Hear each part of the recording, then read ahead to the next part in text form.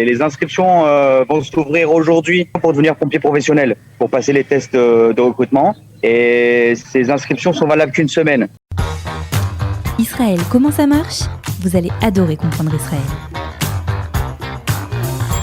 Nous sommes bien évidemment ensemble avec un invité tout à fait particulier ce matin. Il s'agit de Sylvain Halimi. Il est pompier de son état. Voilà, il est même le premier pompier francophone d'Israël.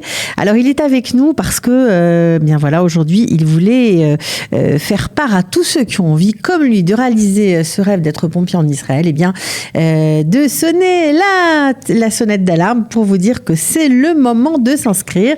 Alors bonjour, il est en plein soleil, il a le soleil derrière lui, notre ami Sylvain. Ouais, ça gêne un petit peu, mais voilà, on est ravis de te retrouver. Bonjour, raconte-nous, c'est maintenant les inscriptions, on ne doit pas rater ce moment. Donc il est venu le moment, voilà, les inscriptions vont s'ouvrir aujourd'hui ou dans les jours très proches à venir.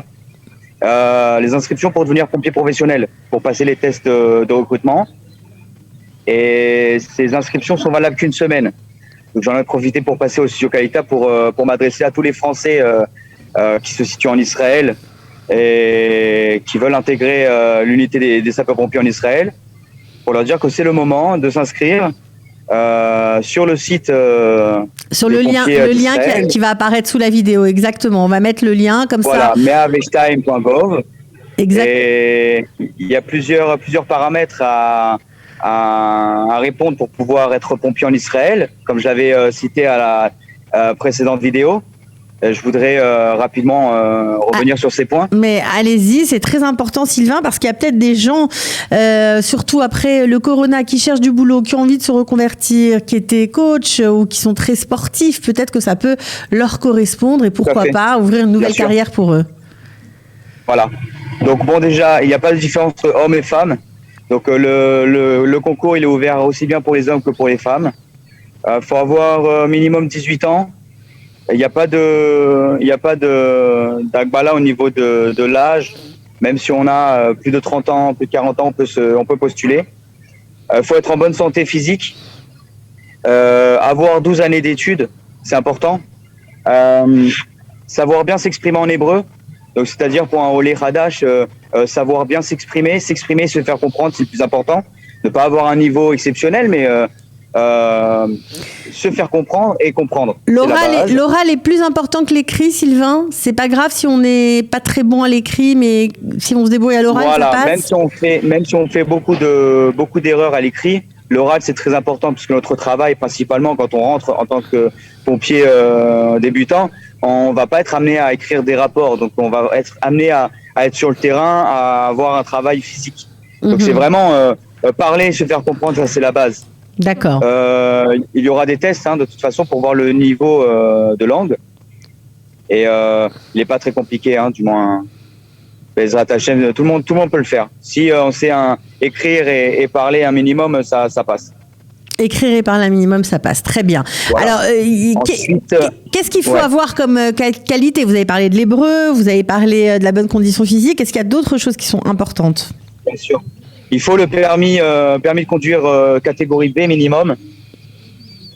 OK. Et ensuite, il faut un casier judiciaire vierge. Donc ça, c'est important. Toute personne qui n'a pas de casier judiciaire vierge ne pourra pas se présenter à la candidature. Donc voilà, c'est les 5 points. Les 5 points importants pour pouvoir s'inscrire. Voilà. Est-ce que les francophones, puisque vous êtes le seul a priori, est-ce qu'il y a vraiment une place pour eux ? Parce que c'est la révolution là, si vous faites rentrer, grâce à votre intervention, plusieurs Français. Alors, je suis pas le seul. Grâce à Dieu, j'ai appris dernièrement qu'il y a certains pompiers qui ont réussi à intégrer certains centres de secours. Depuis votre dernière interview, formidable. Ok. Voilà, au Hachem. Et il y en a énormément qui me contactent via votre dernière vidéo qu'on a fait avec Alita il y a quelques années. Et j'ai ouvert un groupe WhatsApp pour un peu orienter les jeunes recrues qui savent pas comment commencer, comment s'inscrire. Et voilà, s'ils veulent les staref au groupe, avec plaisir. Okay. Je leur donnerai la motivation et puis les consignes pour réussir, Bezrat Hachem. Donc vous pouvez écrire sur la page sous la vidéo. Sylvain Halimi se fera un plaisir de vous expliquer comment faire pour réussir au mieux. Il y a des trucs, j'imagine, quand on remplit ce dossier à ne pas rater ou même quand on est convoqué au premier entretien. Qu'est-ce qu'il faut faire pour mettre tout simplement toutes les chances de son côté? Voilà. Donc ça, vraiment, c'est quand ils vont venir en privé me parler. Je vais pouvoir donner des conseils que moi-même j'ai appliqués, que j'ai reçus de pompiers qui étaient déjà en Israël depuis plusieurs années et que j'ai appliqué. Grâce à Dieu, ça a marché. Donc voilà. En ce qui concerne l'inscription, donc elle est valable qu'une semaine. Donc à partir du moment où ils vont l'ouvrir, donc ça peut être aujourd'hui ou dans les jours à venir. Là, sur le site du gouvernement, ils parlent des jours très prochains. Et il y a une semaine pour s'inscrire, et au-delà de cette semaine, les inscriptions seront clôturées. Donc, il y aura plus de possibilité de s'inscrire. Ça, c'est très important. Est-ce qu'il faut être préparé, on va dire psychologiquement, parce qu'il paraît que c'est très très dur quand même à devenir pompier, c'est difficile. C'est pas facile. Maintenant, faut se donner les moyens. Voilà. On n'a pas la place comme ça, arriver sur un plateau. Il faut vraiment se donner les moyens. Et faut se préparer. Déjà physiquement, ça c'est une base. Il faut vraiment se préparer physiquement parce que notre travail, la base, c'est physique, même si on travaille beaucoup avec la tête. Et voilà. Après, il y a des tests psychotechniques. Par rapport à la dernière vidéo où j'étais passé sur Kalita par rapport au concours, il y a beaucoup de modifications qui ont été effectuées. Donc, c'est plus les mêmes tests sportifs. Il y a beaucoup de choses qui ont changé. Les tests sportifs sont plus difficiles ? C'est différent. Il n'y a plus de traction, dips et courses. Maintenant, c'est plus un parcours adapté au métier de sapeur-pompier. Voilà. Donc, ça va être de tirer des boubottes, ça va être de pousser du matériel, tirer du matériel, monter des escaliers, toutes sortes d'exercices physiques qu'on est amené à faire durant un feu d'appartement. Mmh. Voilà. Est-ce que c'est réservé quand même à des gens qui sont assez bien intégrés dans la société israélienne ou c'est plutôt aussi une façon de mieux s'intégrer, de mieux connaître la société? Est-ce que ça marche si on est encore très français et qu'on ne connaît pas vraiment les us et coutumes? Je suis encore très français. Je suis encore très français. C'est ce qui fait ma personnalité et je veux absolument pas changer ma personnalité française.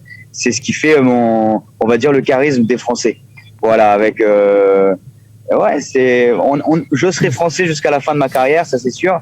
Donc tout Français qui rentrera sera français au sein des pompiers. C'est comme ça. Ça fait partie du jeu et puis il faut prendre ça comme une force. Moi je prends ça comme une force.